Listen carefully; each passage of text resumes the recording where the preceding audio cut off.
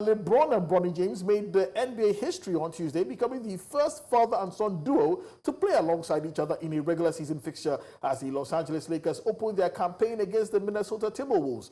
The duo, who played together briefly in a preseason game earlier this month, took to court together late in the second quarter at the Crypto.com arena, with the Lakers leading 51-35 in a perfectly scripted moment that was pure Hollywood. The James double act was watched courtside by Ken Griffey Sr. and Ken Griffey Jr., who also made baseball history playing for the Seattle Mariners as a father and son duo in 1990-1991. Meanwhile, the Los Angeles Clippers will honor NBA legend Jerry West this season with an empty seat in their new arena and a court decal featuring his initials. West, who passed away in June at the age of 86, served as a consultant for the franchise from 2017 until his death, and the team will debut these tributes along with a video honoring West during their season opener against the Phoenix Suns at the Intuit Dome. West was also honored earlier this year with an empty seat in the Clippers draft war room, and recently he became the first three-time inductee into the Naismith Memorial Basketball Hall of Fame, recognized for his contributions to multiple teams. And the Lakers are also honoring West with a number 44 uniform band this season. We're supposed to have a special guest joining us tonight, James Plowright, to talk about basketball. Yeah, well, okay, we do have him now. James, thank you so much for joining us. It's an absolute pleasure to have you on the show. Welcome to Game On. Of course, I'm sure you've been watching keenly the brand new season. History was made last night, LeBron James and his son. Will we ever see something like this again?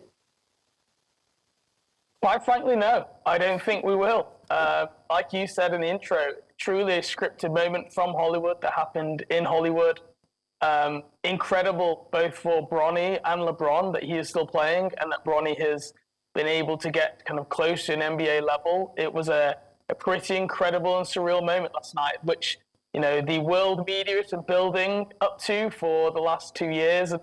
I think the Lakers, like you said, they scripted that moment last night. They wanted it to happen in game one. They wanted to have it out the way. And I think secretly they're probably hoping the world kind of moves on from the Bronny-LeBron storyline now that it's finally happened. Yeah, well, it will be a pivotal moment in the NBA history for all time. But let's talk about the season now. It's tipped off yesterday. Great games. The Boston Celtics, defending champions, were in action as well. I just want to get your take on this. Is it possible for the Boston Celtics to do a back-to-back? Or who are you tipping for NBA silverware this season? I think it's absolutely possible. Boston last year were historically a good team. If you look compared to the history of the record books, they were equivalent to the Golden State Warriors, who had that great run, Michael Jordan, Chicago Bulls, in terms of their statistical numbers and their utter dominance, really. And they come into this season as the heavy favorite in the NBA to return. They've basically got the same roster back again this year, and they plowed through most of the NBA last season. So I think they are the sensible favorite.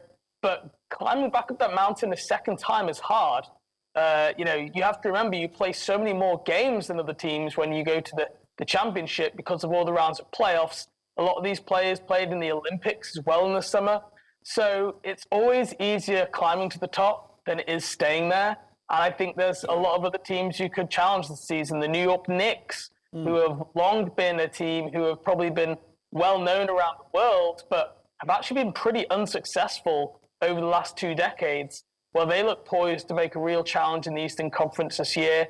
And then over in the West, you have the Oklahoma City Thunder, who are one of the youngest teams in the NBA, but are also one of the most talented with an incredible collection of young up-and-coming players who probably don't have worldwide recognition just yet, but it's probably only a matter of time until they do.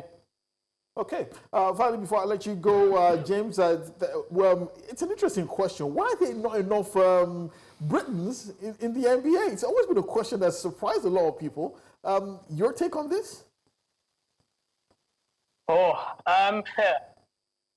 has been a lot of infighting within the governance of Great Britain. Obviously, you have the 4 home nations, Scotland, Wales, England, Northern Ireland. Negotiations around funding and agreements on the pathway of players has been difficult with that over the years. And also basketball has been very popular from a participation point of view with young people. but it hasn't always translated through to the older ages. And a lot of our best athletes we produce, like Jeremy Sohan, is one player, ends up playing for Poland, through his mother who's got Polish heritage.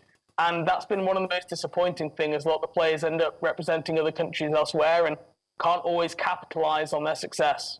Okay, James Plowright, thank you so much for joining us tonight on Game On. It's an absolute pleasure having you on the show. Hopefully, we will be getting you back as the season progresses here on Game On. But thank you so much for your time.